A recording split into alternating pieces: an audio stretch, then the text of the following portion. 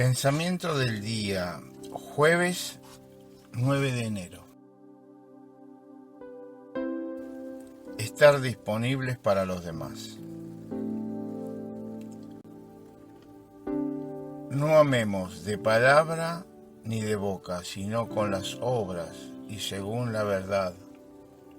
En la primera carta de Juan, capítulo 3, versículo 18.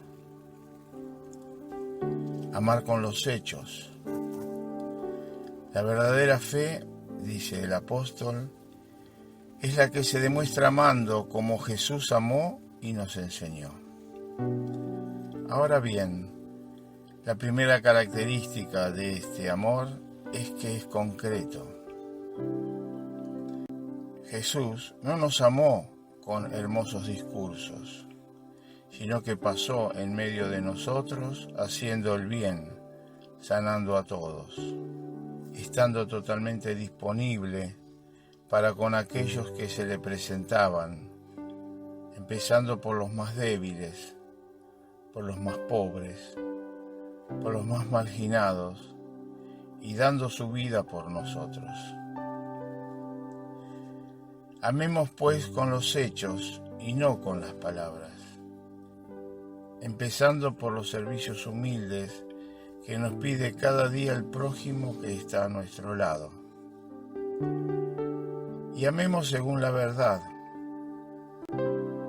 Jesús actuaba siempre conforme a la voluntad del Padre. Del mismo modo, también nosotros debemos siempre actuar conforme a las palabras de Jesús. Chiara Lubich, fragmentos del comentario a la palabra de vida de mayo de 1988.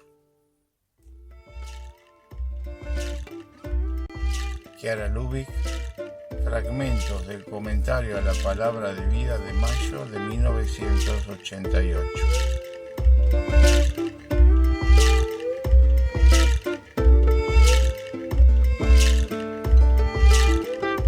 Palabra de vida. Enero de 2025. ¿Crees esto?